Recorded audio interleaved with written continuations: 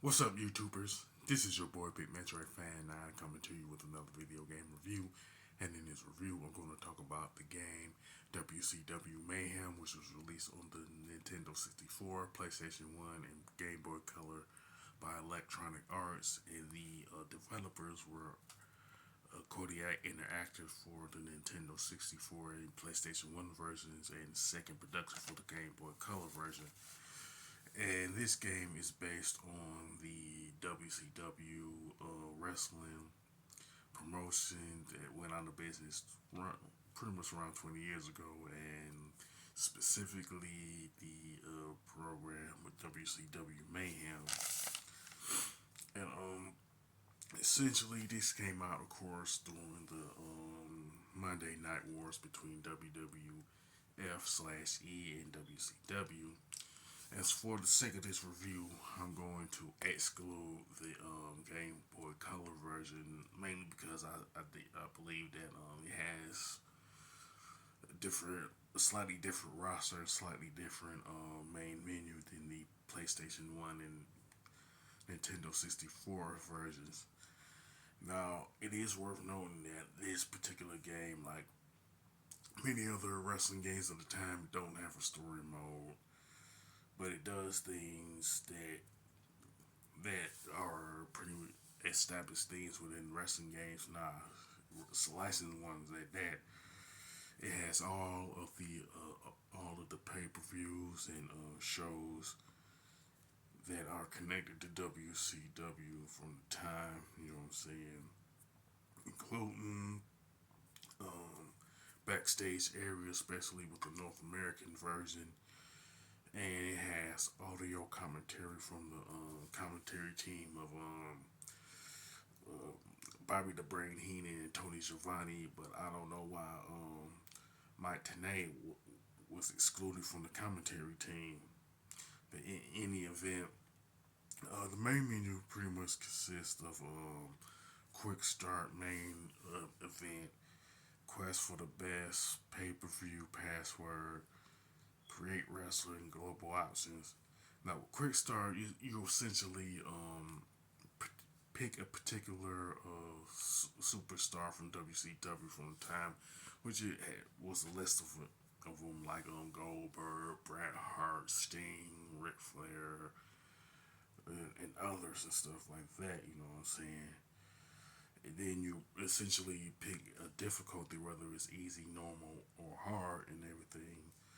But the only thing is that the arena and opponent was already selected once you pick the difficulty in WCW Superstar. Now, with a main event, it's essentially the exhibition modes. If you played other like licensed wrestling games, you know what you're getting into. You you can either like play against the computer or somebody else. You can pick various matches from singles matches, tag team, handicap, stuff like that. You know what I'm saying? And you could pick like a time limit or one of the arenas and stuff like that. You know what I'm saying? And pretty much you could change the different match rules like falls count anywhere, Ravens rules, no DQ, stuff like that. With Quest for the Best, you essentially compete for the WCW World Television Championship, the WCW United States Championship, and the WCW World Heavyweight Championship. And pretty much what you have to do is face off against five contenders in order to face the WCW Television Champion, United States Champion, or World Heavyweight Champion, and everything. And once you defeat all five competitors in each for each championship, you face off against the champion, whoever it may be. Like with the television championship, is you will have to face Disco Inferno. I think for the United States Championship, you may face DDP, and for the World Championship, I think you face Goldberg. I'm not like 100% sure on the last two. If that's the case, you can mention it in the comment section and everything. Now, the create a wrestler, it's pretty much self-explanatory. Oh, pretty much all you do is give the wrestler a name, give him an outfit, moveset, and that and everything. Now with the pay-per-view password, back when this game first came out, you could go to the Electronic Arts website, get the some password to unlock some arenas and different stuff like that. But the problem was it only lasted around 3 months, so it's no point in like using that particular feature now. You know what I'm saying? Especially since they didn't last that long to begin with. You know what I'm saying?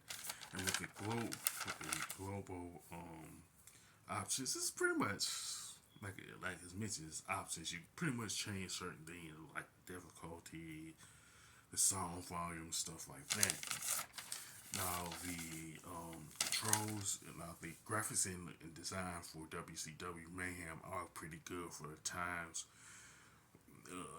Back when it came out, back in the late '90s, but nowadays it doesn't technically hold up to current games that's released on the current consoles and stuff like that. But it has a nice color palette and all that. Now the controls and gameplay are pretty good and fluent for the most part. Pretty much the hits detection with the strings can be iffy and stuff like that. Now the soundtrack and the commentary from Tony Schiavone and Bobby Dupree and Heenan are pretty good and everything. And pretty much, as far as the move sets are concerned for the wrestler, it's pretty like bare bones compared to a lot of the wrestling games that have come out within the last 20 years, you know what I'm saying?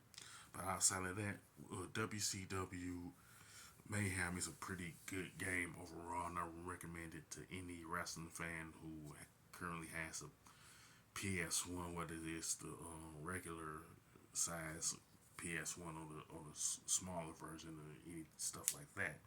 As far as the score, I definitely give it an 8 out of 10. It's a game worth checking out and stuff like that.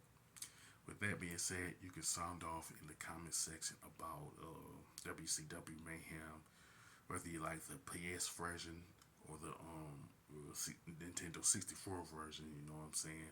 If you like this video, don't hesitate to click the thumbs up button. Don't forget to subscribe and hit that bell notification button. This is your boy Big Metro Fan 9 signing off.